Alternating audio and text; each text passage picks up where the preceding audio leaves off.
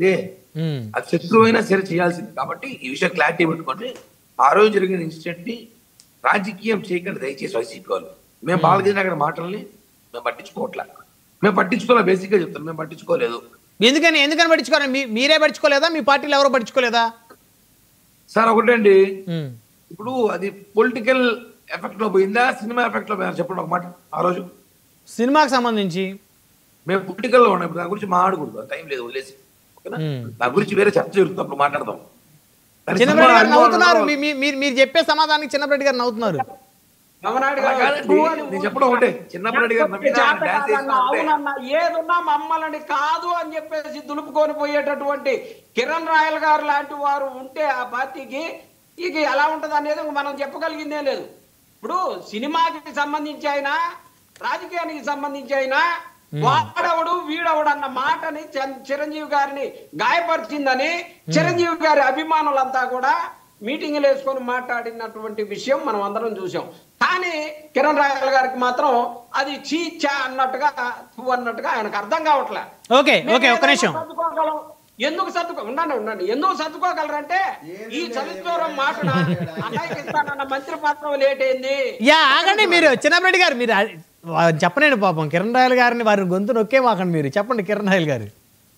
Sir Brahmanaidu గారు ఆయన మాట్లాడిన వాక్యం, ఆ రోజు నన్ను పిలవలేదు, మేము పిలిచామో లేదో తర్వాత చిరంజీవి గారు చెప్పారు. నేను ఆయనకి ఇష్టమో లేకపోతే జగన్మోహన్ రెడ్డి బాలకృష్ణ అభిమాని సంగమనో ఆడిపోతే నా కోసం డాన్సులు వేసిన జగను, నా కోసం థియేటర్ కాడ పేపర్ వచ్చి ఇచ్చిన జగను, నా కోసం డ్రాయర్లు వేసుకుని థియేటర్ కట్టోటికి పాలాభిషేకం చేసిన జగను దగ్గర నేను ఎందుకు రావడం అని బాలకృష్ణ రాలేదో అది నాకు తెలియదు, అది బాలకృష్ణ అడగాలి మీరు. కాబట్టి బాలకృష్ణ గారు రాలేదు. ఆ విషయాన్ని చిరంజీవి బాలకృష్ణ గారు అసెంబ్లీలో మాట్లాడినప్పుడు వెంటనే చిరంజీవి గారు వెంటనే అభిమానులు ఎవరు రియాక్ట్ కాకముందే, ఎందుకంటే దీన్ని వైసీపీ పేటీఎం గారు తారాస్థాయికి తీసుకెళ్లే అవకాశం ఉంది, దీన్ని వాడుకుంటారు, చెల్లిని వాడుకున్నారు, అమ్మని వాడుకున్నారు, చిరంజీవిని వాడుకోవడం వాళ్ళకి లెక్క కాదు అని గ్రహించే ఆయన ఒక లెటర్ ఇచ్చాడు ముందుగానే. ఇది నేను పిలిచాను, ఆ రోజు జగన్మోహన్ రెడ్డిని అవమానించి గౌరవించాడు. కానీ అభిమానులందరూ కూడా ఒక బాధ ఏమంటే ఆ రోజు చిరంజీవి గారు వాళ్ళ ఇంటికి పోవడం, అక్కడ ఆ చేతులు దండం పెట్టిన వీడియోని వాళ్ళు వైరల్, చిరంజీవి గారు ఇంట్లో నుంచి బయటికి రాకముందే వైరల్ చేయడం, చిరంజీవి గారు ఇంట్లో ఉండగానే వీడియో బయటకు వచ్చింది, ఆ వైరల్ చేయడం. దాన్ని ఎలా చూపించారంటే వైసీపీ వాళ్ళు చిరంజీవి గారే జగన్మోహన్ రెడ్డి దండం పెట్టినాడు, అంత గొప్పోడు జగన్మోహన్ రెడ్డి, జగన్మోహన్ రెడ్డి మించిన మంచోడు లేడు, జగన్మోహన్ రెడ్డి మించిన దేవుడు లేడు, జగన్మోహన్ రెడ్డి మించిన రాక్షసుడు లేడు చూపించారు. ఏం చెప్తున్నా అంటే అక్కడ చిరంజీవి గారు మానవత దృక్పథం, అది సినిమా పరిశ్రమ కోసం వచ్చాడు. నువ్వు చెప్పాం కదా, నువ్వు చిరంజీవి గారిని ఈరోజు పొద్దున 10 గంటల నుంచి సాయంత్రం 4 గంటలకు విమర్శించి 4:10కి ఆయన ఇంటికి పోతే నీకు బిర్యానీ పెట్టి 1 లక్ష రూపాయలు ఖర్చులకి చూపిస్తాడు ఆపదలో ఉంటే. అదే క్యారెక్టర్ 10 నిమిషాల్లో మర్చిపోతాడు. అంటే అలాంటి వ్యక్తి అయినా నాకు ఎందుకులే, నా ఇంటికి వచ్చారు, నా గడప దొక్కారు నాకు, కాబట్టి చిరంజీవి గారి గురించి మనం ఎంత తక్కువ మాట్లాడుకుంటే ఈ ఇష్యూలో అంత మంచిది.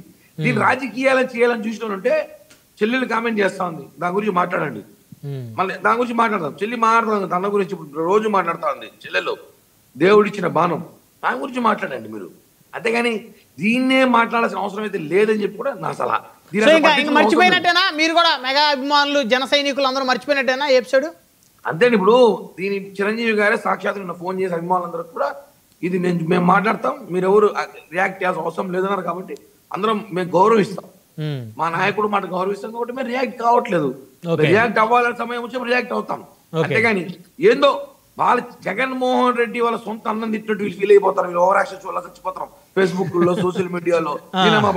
అసలు మేము అనుకుని తిట్టినవారు బాలకృష్ణ ఏం తిట్టినాడు, విమర్శించినాడు, ఏం విమర్శించినాడు, నన్ను పిలవలేదన్నాడు, దాన్ని మేము సంజాయిషి ఇచ్చడం అయిపోయింది. దాన్ని వీళ్ళు అయ్యో అన్న జ్వరం వచ్చింది, తమ్ముడు పట్టించుకోలే, బాబాయ్ పట్టించుకోలే, ఏమి ఓవర్ యాక్షన్ అంటే వీళ్ళు జీతాలు బాగా ఎక్కువ ఇచ్చుంటారు, వీళ్ళకి ఆ జీతాలు బాగా పనిచేసి. ఓకే కిరణ్ రాయల్ గారు మళ్ళీ మాట్లాడుతురు, మళ్ళీ వస్తాను మీ దగ్గర. మనతో విజయకిరణ్ గారు ఉన్నారు. విజయకిరణ్ గారు గుడ్ ఈవినింగ్ అండి. గుడ్ ఈవినింగ్ అండి. సో మొత్తానికి ఒక సీరియస్ డిస్కషన్, పూర్తిగా నవ్వులు పూయించారు మన కిరణ్ రాయల్ గారు. సో ఇక అదే చిరంజీవి